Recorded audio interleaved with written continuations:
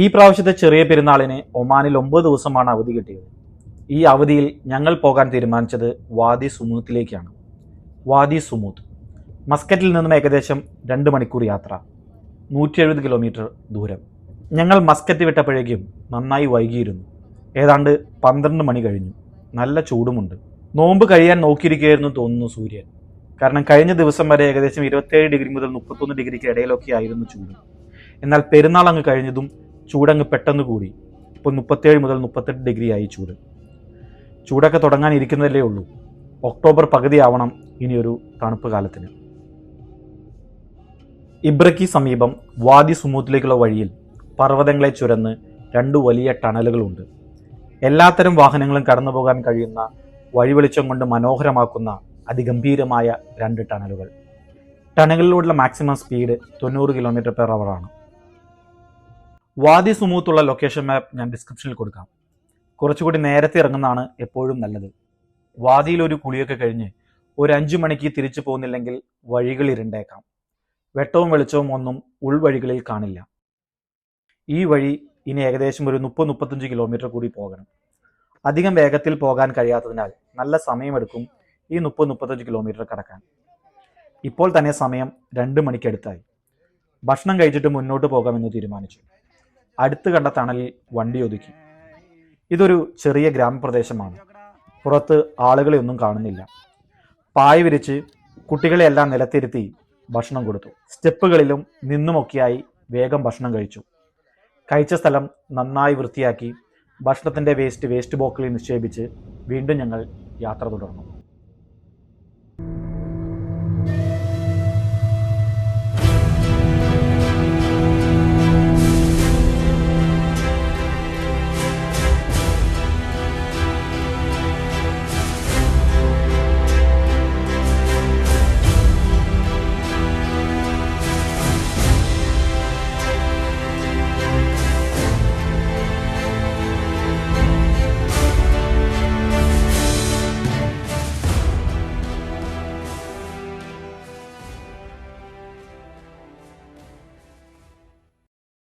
ഇനിയുള്ള ദൂരം അത്ര വേഗത്തിൽ പോവുക സാധ്യമല്ല. വീതി കുറഞ്ഞ റോഡാണ്. നല്ല വളവും തിരിവും നിറഞ്ഞത്. അപകടം പിടിച്ച തിരിവുകൾ ഒരുപാടുണ്ട് ഇവിടെ. നല്ല ശ്രദ്ധയിൽ വണ്ടി ഓടിക്കേണ്ട വഴി. ഈ വഴിയിലൂടെ തിരിച്ചു വരുമ്പോൾ വെളിച്ചമൊന്നും ഉണ്ടായിരുന്നില്ല. അതുകൊണ്ടാണ് നേരത്തെ തിരിക്കണമെന്ന് പറഞ്ഞത്. ഒരു അഡ്വഞ്ചർ ഡ്രൈവ് ഇഷ്ടമുള്ളവർക്ക് കുഴപ്പമില്ല. അല്ലാത്തവർ നന്നായി വിയർക്കും.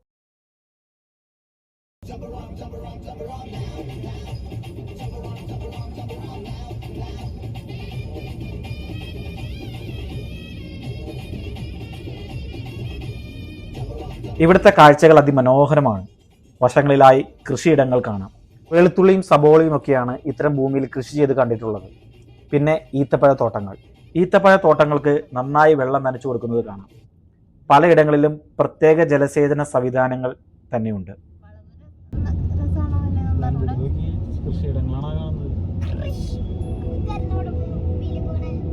വണ്ടി ഓടിക്കുന്ന പോലീസുകാരനെ വിളിക്കുന്ന കേട്ടോ. 2 മിനിറ്റ് എടുക്കാൻ പറ്റുന്നോട്ടെ ഈ വീഡിയോ.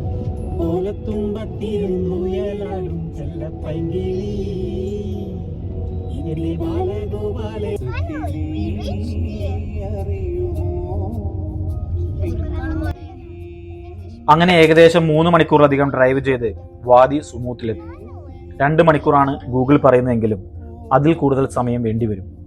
ഞങ്ങൾ ഉച്ചഭക്ഷണത്തുള്ള സമയമടക്കം ഏകദേശം 3.5 മണിക്കൂറിലധികം എടുത്തു. ഇനി ആ വെള്ള കളർ കാർ നിൽക്കുന്നിടത്തു നിന്ന് വലത്തോട്ടാണ് നമുക്ക് പോകേണ്ടത്. സെഡാൻ കാറുകൾ പോകുമോ എന്ന് ചോദിച്ചാൽ പോകുമെന്ന് തന്നെയാണ് ഉത്തരം. പക്ഷേ അതത്ര എളുപ്പമായിരിക്കില്ല. ഞങ്ങൾ ആ കാണുന്ന സ്ലാബിൽ നിന്നും മണ്ണിലേക്ക് വണ്ടി ഇറക്കിയതും ഞങ്ങളുടെ വണ്ടി മണ്ണിൽ താണു. പിന്നെ ഒരുപാട് പേർ ശ്രമിച്ചാണ് തിരിച്ചു കയറ്റിയത്. ആദ്യം ഇറക്കിയപ്പോൾ തന്നെ വണ്ടി താന്നതിനാൽ നടന്നു പോകാം എന്ന് തീരുമാനിച്ചു.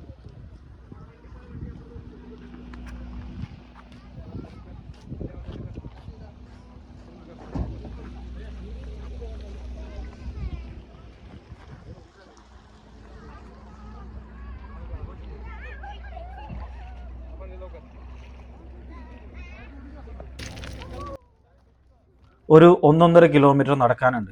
SUV 4 വീൽ ഡ്രൈവ് വണ്ടികളുണ്ടെങ്കിൽ സുഖമായി പോകാം. വെള്ളക്കുപ്പികൾ, ഡ്രസ്സ്, ടെൻ്റ് അടിക്കാനുള്ള സാമഗ്രികൾ എല്ലാം ചുമന്ന് ഞങ്ങൾ നടത്തം ആരംഭിച്ചു.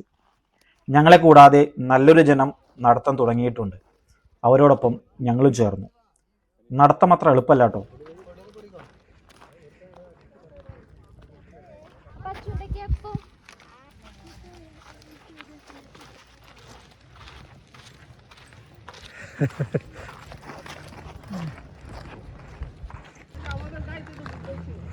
SUV 4-wheel ഡ്രൈവ് വണ്ടികൾ നിരനിരയായി പോകുന്നു.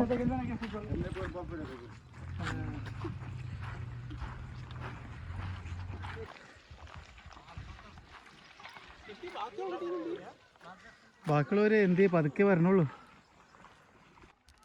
ഇത് ഇങ്ങോട്ട് ഇത്ര സമയം എടുത്തെങ്കിൽ തിരിച്ചു നടക്കാൻ എന്തോ സമയം എടുക്കും.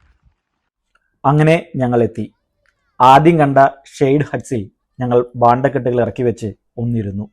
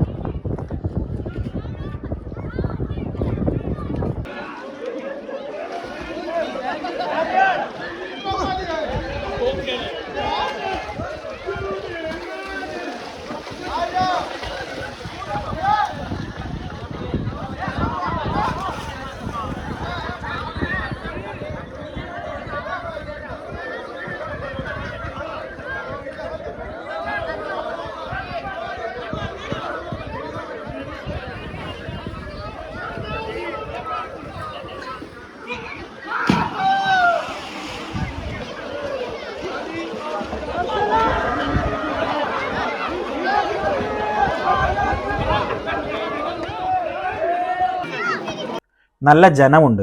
ഹോളിഡേ ആസ്വദിക്കാൻ കുടുംബമായി എത്തിയ ഒരുപാട് പേർ. അതിലധികം കേട്ട ഭാഷ മലയാളം തന്നെയായിരുന്നു.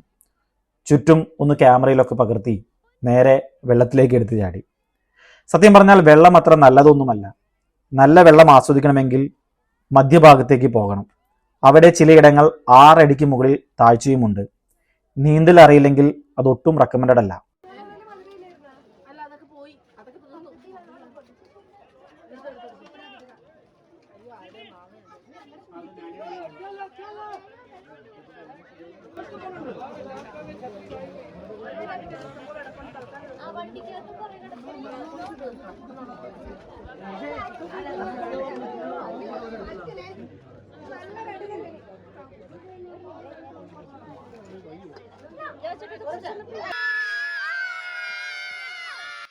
എല്ലാവരും കൂടി ഒരു ഗ്രൂപ്പ് ഫോട്ടോ എടുത്ത് ഞങ്ങൾ പതിയെ തിരിച്ചു നടന്നു. വെള്ളത്തിൽ കിടക്കുമ്പോൾ തന്നെ തിരിച്ചു നടക്കണമല്ലോ എന്ന ചിന്ത എൻ്റെ മനസ്സിനെ അലട്ടുന്നുണ്ടായിരുന്നു. ദൈവാനുഗ്രഹം പോലെ ഒരു സ്നേഹമുള്ള ഒമാനി ഞങ്ങൾക്ക് ലിഫ്റ്റ് തന്നു. എല്ലാവർക്കും കയറാൻ കഴിഞ്ഞില്ലെങ്കിൽ ഞങ്ങളുടെ എല്ലാ ബാണ്ടക്കെട്ടുകളും ആ വണ്ടിയിൽ തട്ടി. പിള്ളേരെയും പറക്കിക്കൂട്ടി വണ്ടിയിലിട്ടു. ഈദ് ഹോളിഡേസിൻ്റെ യാത്രകൾ അവസാനിച്ചിട്ടില്ല. മറ്റൊരു യാത്രയുമായി അടുത്ത എപ്പിസോഡിൽ കാണാൻ കഴിയുമെന്ന പ്രതീക്ഷയോടെ എല്ലാവർക്കും നല്ല നമസ്കാരം. Good bye.